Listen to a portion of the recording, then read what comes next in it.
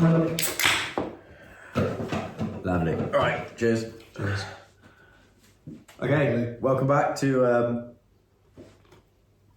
another episode of the podcast.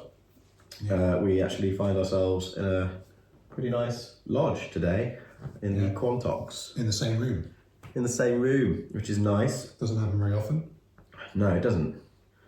When was the last time we met up? Was it London? God, I can't remember. It might have been in London. Was it for a regular race? Oh, it was. Oh my God, it was in October last year. Crazy. Time's gone. We went to go and see Ricky Gervais live at Wembley. That was good. It was funny. Yeah, and a lot's changed. I can't believe that. Since then. I mean, obviously, I see you every single day, talk to you every day, so it doesn't feel like I haven't seen you in person since October. I can't actually believe that that's the case. Did I not see you before Christmas? Well, it wasn't very memorable if we did. That is what I tend to go by. Is I'm not a very memorable person to spend time. But now we are here, and we're going to try and do this more often, aren't we? Yeah. Just meet up. We've got loads of work done. Like we normally get loads of work done when we meet up, and we've got loads to do around like the launch of the new Quuu, which has taken us admittedly longer than we planned. Yeah. We sort of touched upon this in the last podcast that, you know, we were expecting it to be in the next week or so, and that was like a month and a bit ago. Yeah, So, ultimately for good reason. I mean, now looking back, obviously everything we've gone through was unnecessary. Lots of important changes, which had we shipped the product at the time when we'd sort of this arbitrary date that we'd set ourselves and we'd sort of promised to people would have just been disappointed. Yeah. They would. I mean, like they would. In some cases, the app wouldn't have been usable. They'd have been caught in loops that were a bit obscure, hard to find. But nevertheless, if you have hundreds of people checking it out, you're going to find it quickly. Yeah. You'd have had some people getting some dodgy results, which obviously is like the first impression, and you don't get many second chances at a first impression. No, and the hard thing for us as startup founders, and I know that other startup founders will be saying the same thing, is, well, that doesn't make any sense. Why wouldn't you just get it out to users? I don't think you had what's the word? We couldn't really give it to people in that sort of state because we've been around for so long. People expect a polished product. Yeah. So if you go and give them an MVP state product, they're going to rip you to stretch. Yeah. Rip you. Unless you're a new brand, come out with a brand new product, they're going to understand that you're new and things are going to go wrong, and they're going to want to, help you. I think that's the point, and like you see that a lot, like with very large companies, and people complain that they're very sort of, they're not as dynamic as they once were. They've become sort of this like big cumbersome, like chugging corporate bureaucratic machine, and it's easy to criticize it, but you sort of do have to become that. I'm not saying that we've become that. We've done everything we can to not be that, but you can see why larger companies they've got more responsibilities, more people on their board, investors, massive tranches of users from lots of different chapters of their history, have different expectations, higher expectations. And, just to ship something and risk pissing someone off, and then people writing about you can cause so much knock-on bad press. Bad press, yeah.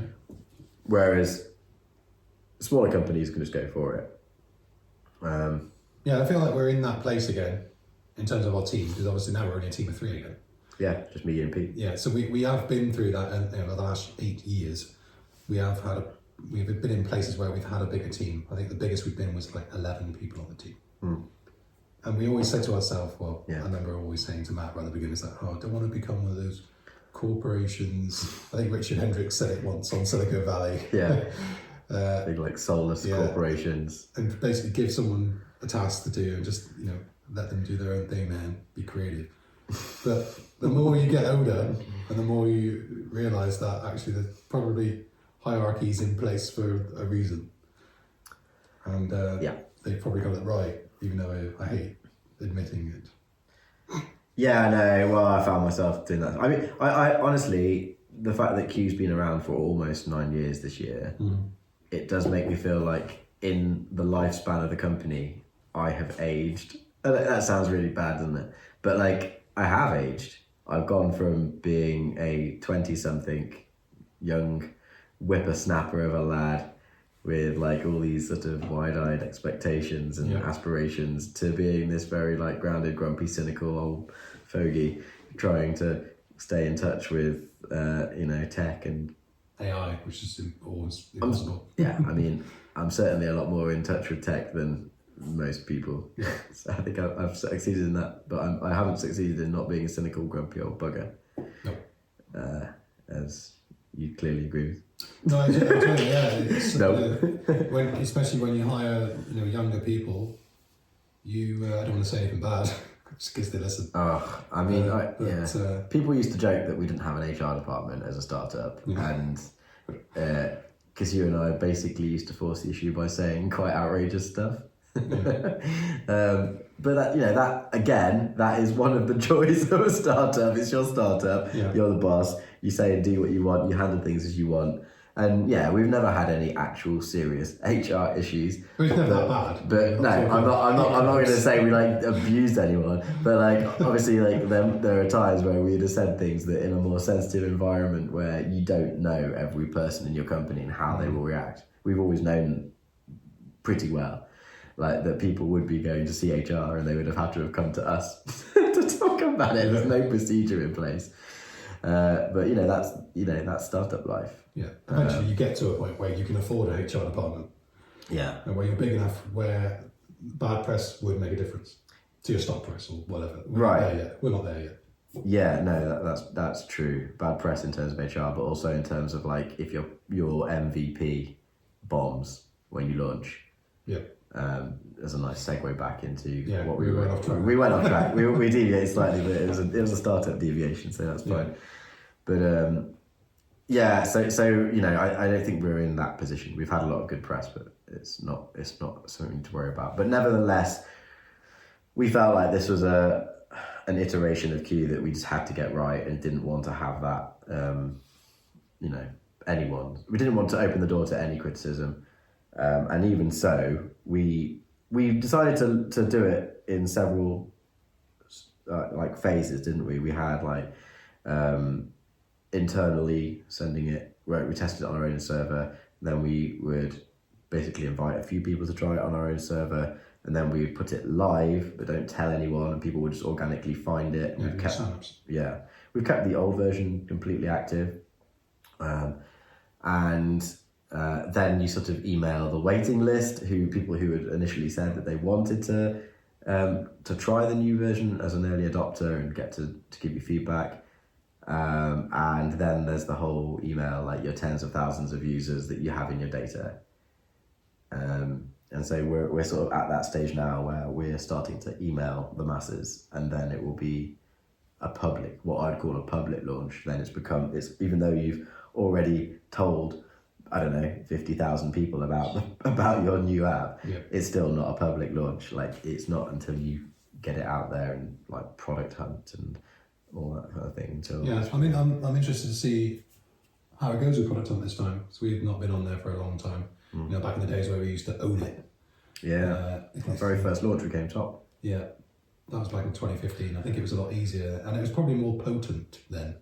Both. Is that the right word? Sure. Potent? Yeah, no, it was super powerful. Yeah. Like back then, like if you came top in product hunt, or even if you came in the top 10, you got there would be people that would sort of get in touch with you really quickly and be like, "Oh, congratulations! Like we'd like to set up some interviews," and you'd get all this knock-on press, and you'd get into like TNW or Inc. or Entrepreneur or Forbes or something. We had all of that. And 1,000 signups. 1,000 signups in the first week for a startup was very good. I'd love to see that again when we get round to it. Yep. We've got a few tricks up our sleeve, we think, to help, but we'll come to that another time. Oh yes, we do. Yes, very good one. Unique. Yeah. Well, let's just say for anyone listening who has a startup or is thinking of starting a business, how soon is too soon? Just like we've just said that you can just go for it and get it out there, but like obviously they're not going to want to also ship something that's completely buggy and crummy and not very good. Like, yeah, it's funny because you're almost better off launching with nothing than you are with a buggy product. explain yourself. I'll explain myself. So imagine you've just got this nicely designed landing page, and there's a link on there that, well, basically it tells you what the product is, what it's going to do for you, the value, and it says it's going to cost this much. You can like basically pre-buy it for an amount of money, whether that's a one-time thing or you're going to get the money back once we go live. Mm-hmm. So you're almost selling the promise of a good product instead of try out our pretty shitty early product first. You know what I mean? Yeah. So I think that where people are going now, rather than an MVP, it's like a no VP. They've got no product. You're pre-rev. They've just got an idea. Yeah, pre-rev.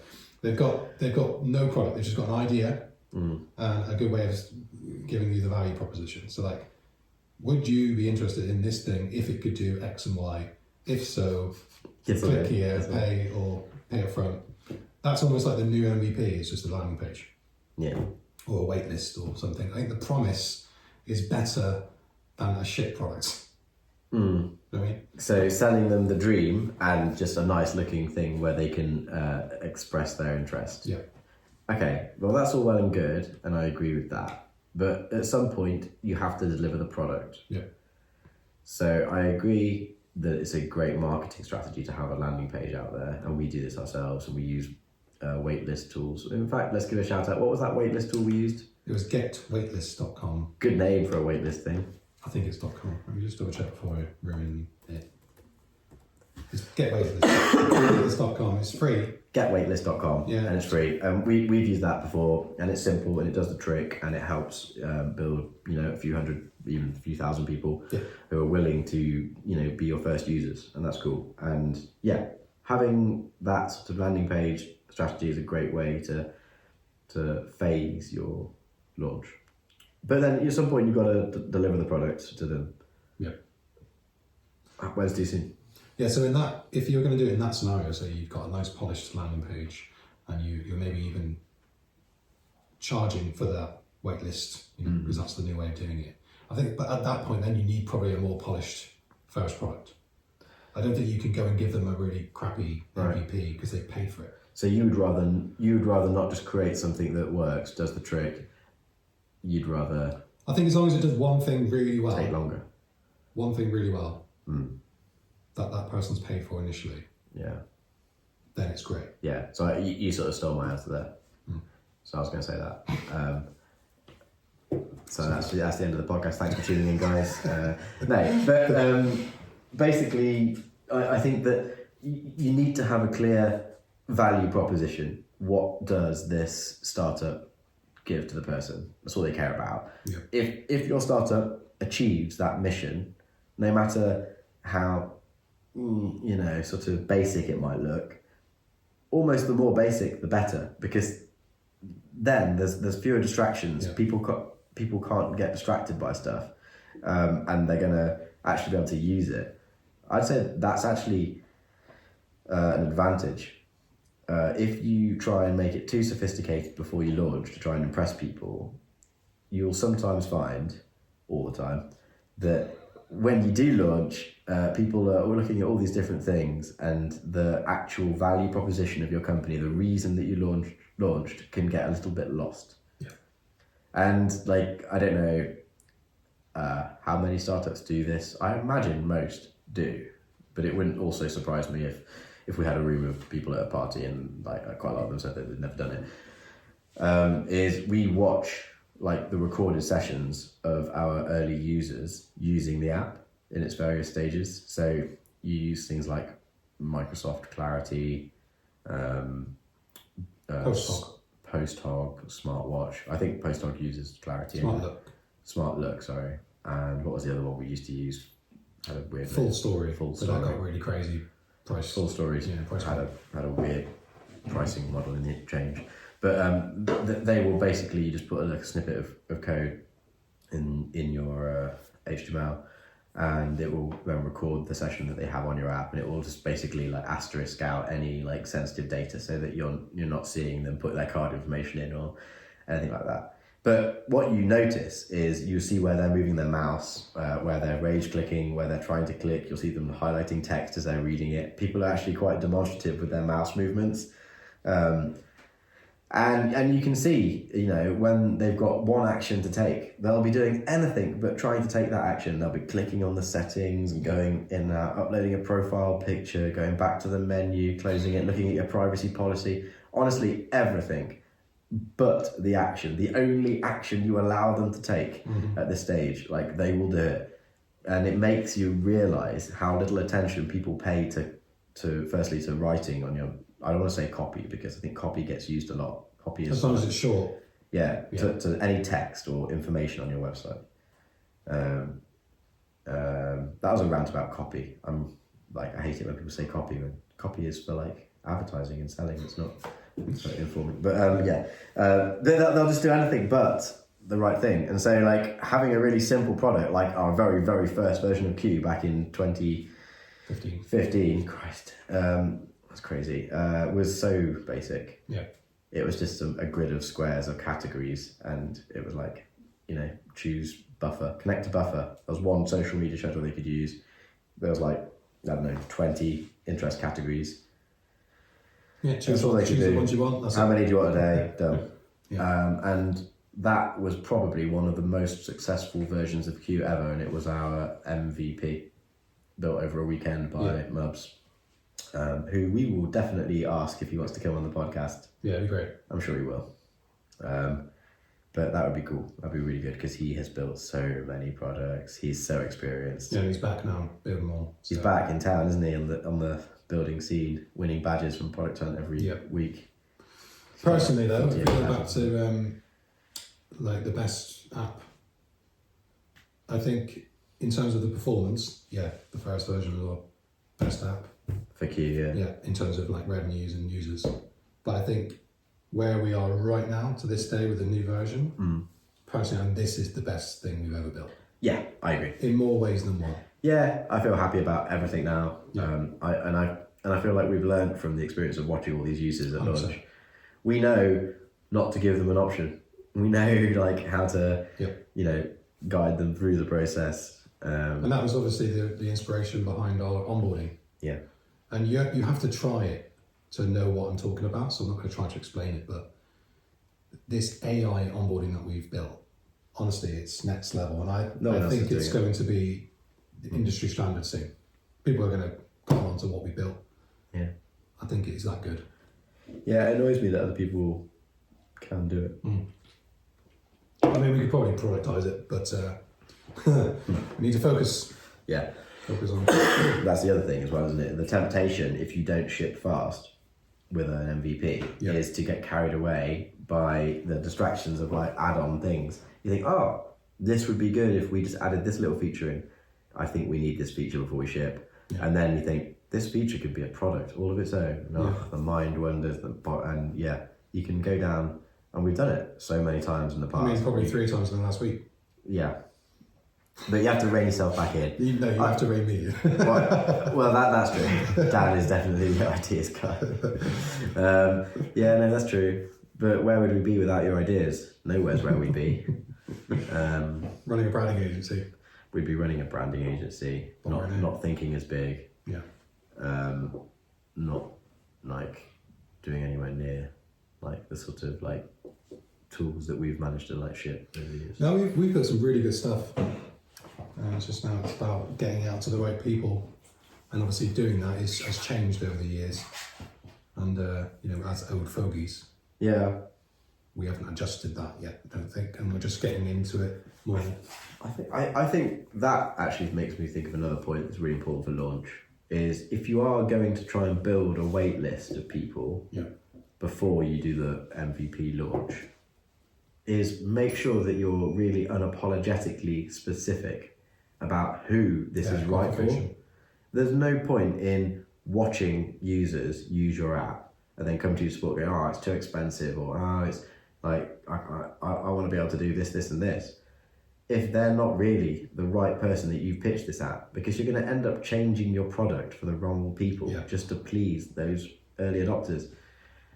If you've got the right people that you were like, yeah, this is definitely the right audience, and they tell you that, then yeah, you need to listen. And you probably also need to wait until you've heard the same thing multiple times from credible people who have really given it a good chance and understood it before you act on it. Don't act too quickly on one-off bits of advice, unless you happen to think, oh yeah, I've actually just missed that. That's a different case. Yep. A bit like the compose thing that we had, the little ability to. Yeah, no, it's like a fundamental thing. Yeah.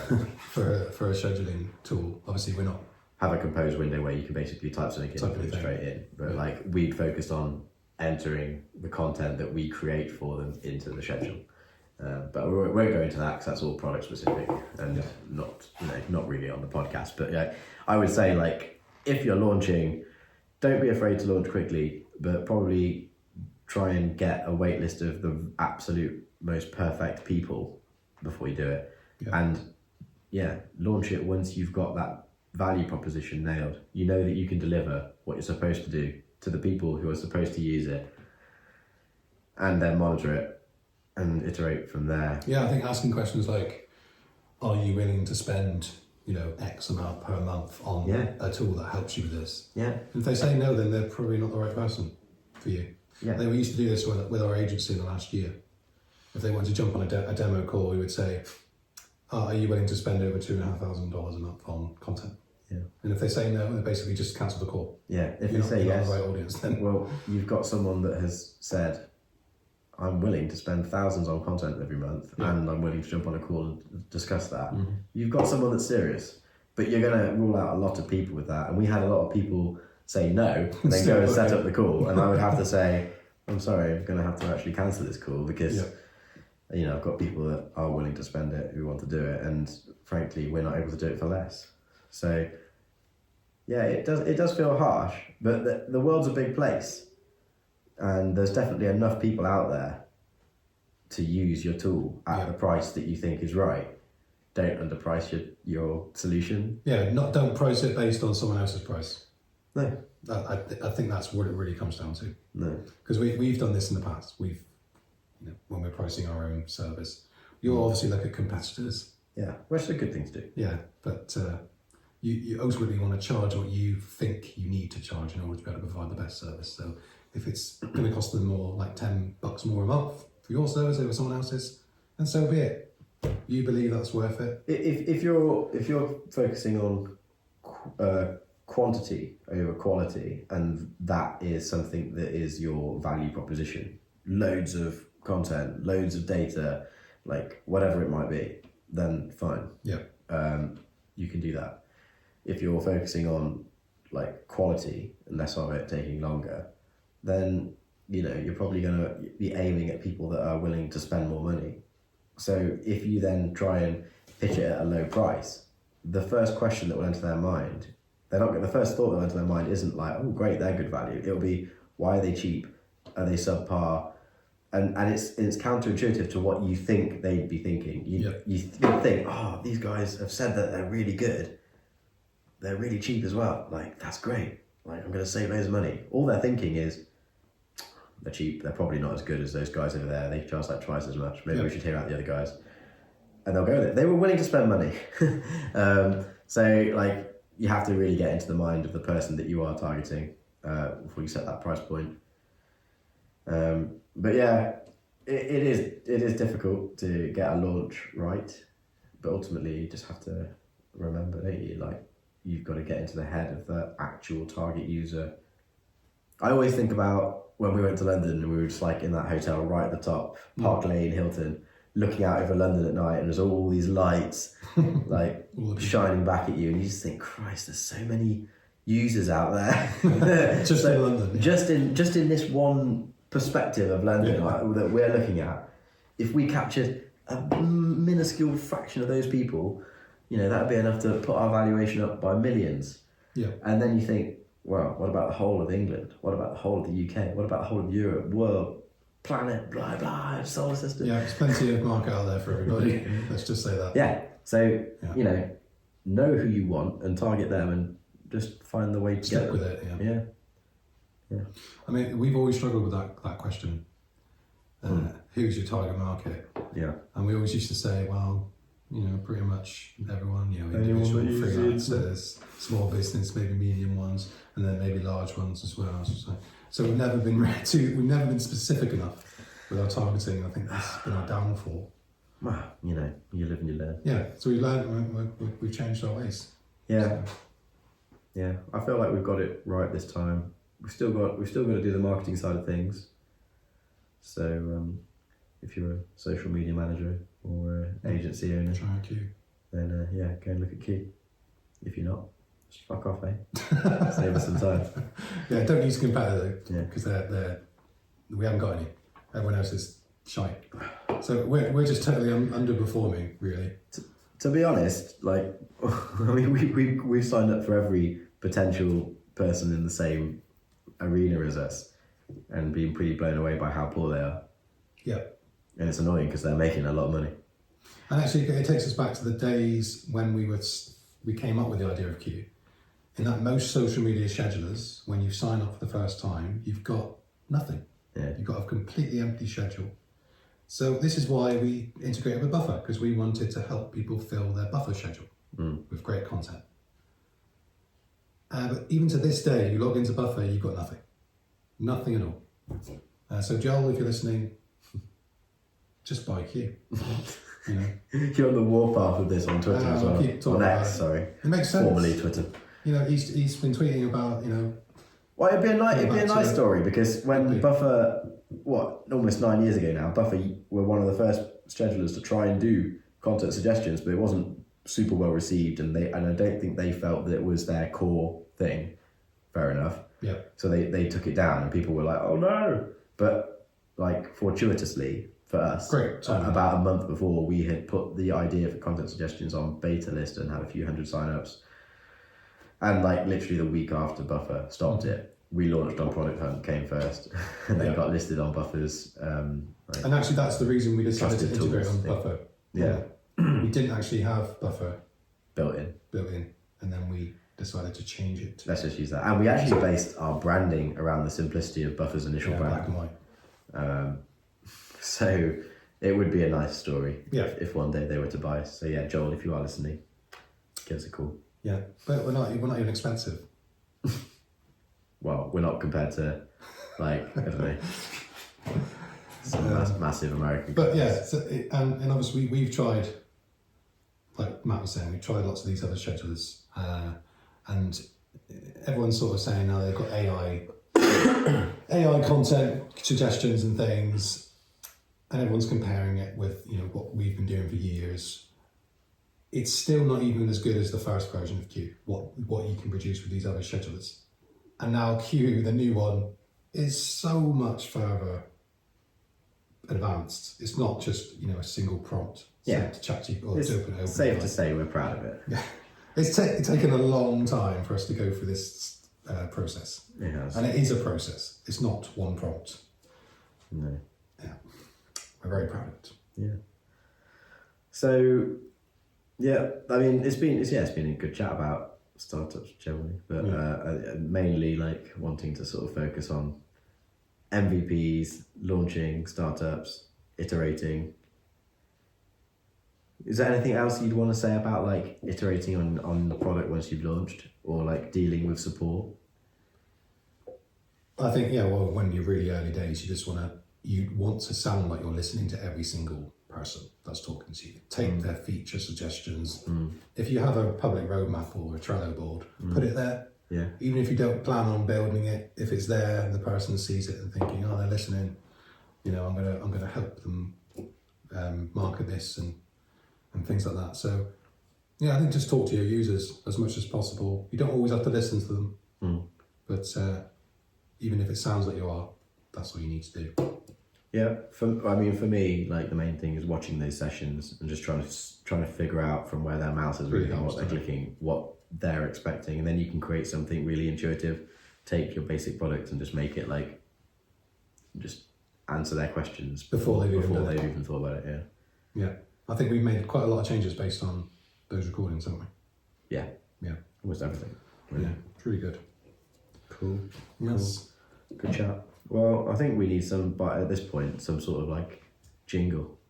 I feel like the regular nature of this does require some sort of catchphrase or jingle or intro, but I don't know what we can possibly come up with. We'll come up with it soon. Yeah, something good like that. Something about monkeys. Yeah. If you've got any questions that you want us to cover in a future podcast, or you have any ideas for a jingle, Or if you want to come on, love to have you. You want to come on, yeah. Yeah. Or if there's a particular segment that you'd like us to add in, like Ricky Gervais's monkey news, chimpanzee that startup news. monkey news. Yeah, startup news. Could start talking about some startup news. That'd be good. Yeah, anything that you've used lately that you like the look of? Anything what? Anything new you've used? Trying to think. Other than this Riverside studio. Yeah, Quite good, isn't it? yeah. This Riverside thing's been really useful for podcast creation. That's made it very easy. Mm-hmm. Yeah, riverside.fm. No, not really. Mainly just been head down testing Quuu. So, we're using Bonjoro again. That's a good startup tool. Yeah. This isn't something new. They've been around for ages actually, and they're really good. Their support are very helpful.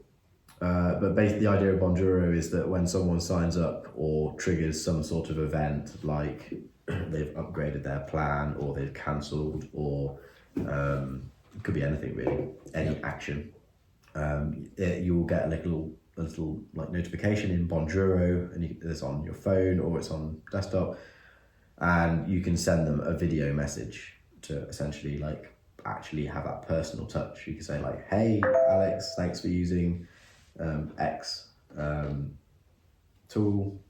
Just wanted to drop you a personal video note just to let you know how to do this."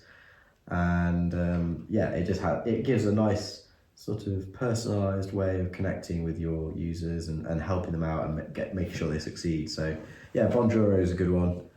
I definitely recommend that. In fact, after this, I'm probably going to sit and do a few Bonjoros to recent signups since we started the podcast. Yeah, it goes back to when you're really early on MVP start, or like where we are right now, where we're sort of relaunching. You want to do those things that aren't really scalable. Yeah, you could pre-record something, but then it's not personalized. You can't take the like company name and talk about how your product is going to help them specifically. So I think having the Bonjoro thing, it's just a nice way of getting a personal touch. Yeah, but we'll see how it goes over the next few months, I suppose. Yeah. Cool. Well, on that note, yeah, we'll catch you guys in the next episode. Thanks for listening. Thanks, Ray. Bye.